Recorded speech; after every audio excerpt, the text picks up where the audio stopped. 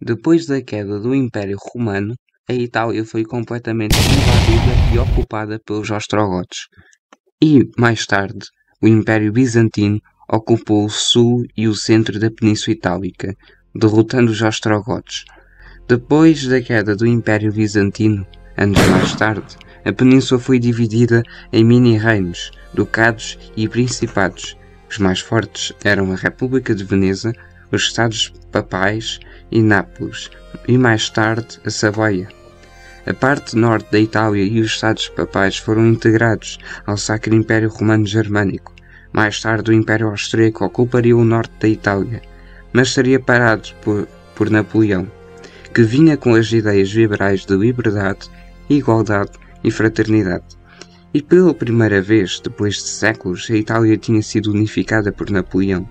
Mas em 1815 o Reino Itálico tinha sido novamente dividido e o Império Austríaco anexou a Lombardia, o Vêneto e Veneza. E mais uma vez a Itália encontrava-se dividida. Mas, em 1848, uma série de revoltas liberais abalaram a Europa Central. O Ressurgimento.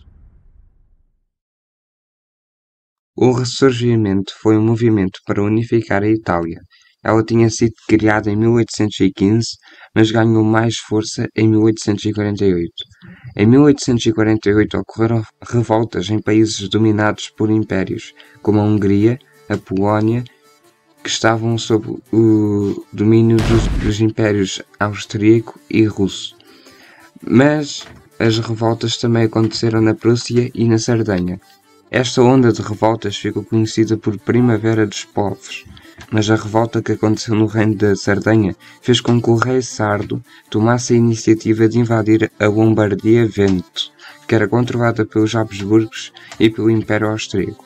Esta iniciativa teve influência de outro movimento revolucionário, a Jovem Itália. A Jovem Itália foi fundada em Marselha, em julho de 1831, por Giuseppe Mazzini. O objetivo da Jovem Itália era transformar a Itália em uma república democrática unitária. Este movimento conseguiu alguma força durante a Primavera dos Povos.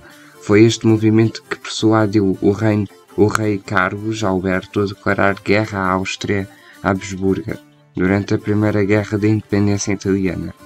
Mas ao mesmo tempo, este movimento depôs o Papa Pio IX, que era contra uma unificação italiana, e proclamaram a República Romana de 1848 a 1849. Infelizmente para a Sardenha e para a Jovem Itália, o Papa Pio IX pediu ajuda a Napoleão III da França. Depois do apelo do Papa, Napoleão III invade a República Romana em 1849 e junta-se aos austríacos, onde os dois exércitos combinados derrotam os sardos. Depois de um armistício, o rei Carlos Alberto é exilado para Portugal, no Porto, onde morreu a 28 de julho de 1849. O movimento, antes de desaparecer, tentou formar uma nova revolta em Milão, em 1853, que era um território sob influência do Império Austríaco. Mais uma vez a revolta não deu em nada e o movimento é destruído no mesmo ano. Vítor Emanuel II e o Conde de Cavour. Quando Vítor Emanuel II foi proclamado rei da Sardenha, ele teve que assinar o Tratado de Paz entre a Áustria e a Sardenha. Por isso, ele precisou de recuperar a sua reputação. Então, em 1852, o rei elegeu o Conde de Cavour a primeiro-ministro da Sardenha, para reformar o Estado.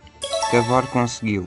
Ele tirou a Sardenha do seu isolamento, inspirado em Giuseppe Mazzini, o antigo fundador do movimento A Jovem Itália, reformou o exército sardo, com tratados económicos com a França napoleónica, Bélgica e os Países Baixos.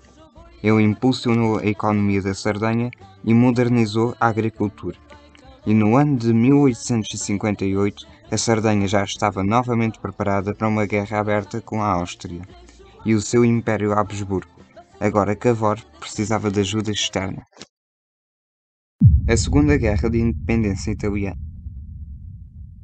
Durante a Guerra da Crimeia, que foi uma guerra travada entre Império Russo de um lado e do outro Reino Unido, Império Otomano, França Napoleónica e Sardenha, deu a oportunidade perfeita da Sardenha conseguir aliados para acabar com a influência do Império Austríaco sobre o norte da Itália.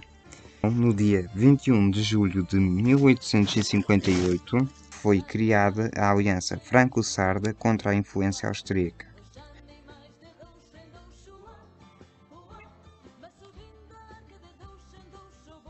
O tratado tinha estas regras. 1. A França interviria ao lado do Reino da Sardenha somente no caso em que a Áustria fosse a agressora. 2. Em caso de vitória seriam formados 4 Estados na Itália, que seriam reunidos em uma única confederação colocada sob o controle do Papa, mas dominado especialmente pela Sardenha.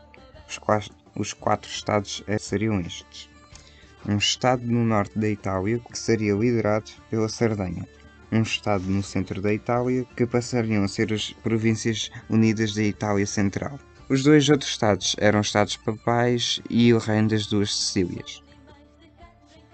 3. E em compensação pela ajuda fornecida pela França, a Sardenha cederia o Condado de Nice e toda a Saboia.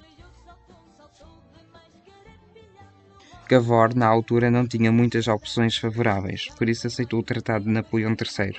Agora só faltava provocar a Áustria para a Áustria ativar a aliança franco-sarda.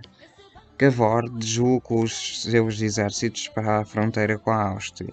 A Áustria furiosa envia um ultimato ao rei Vitório Emanuel II da Sardenha, em 26 de abril de 1859.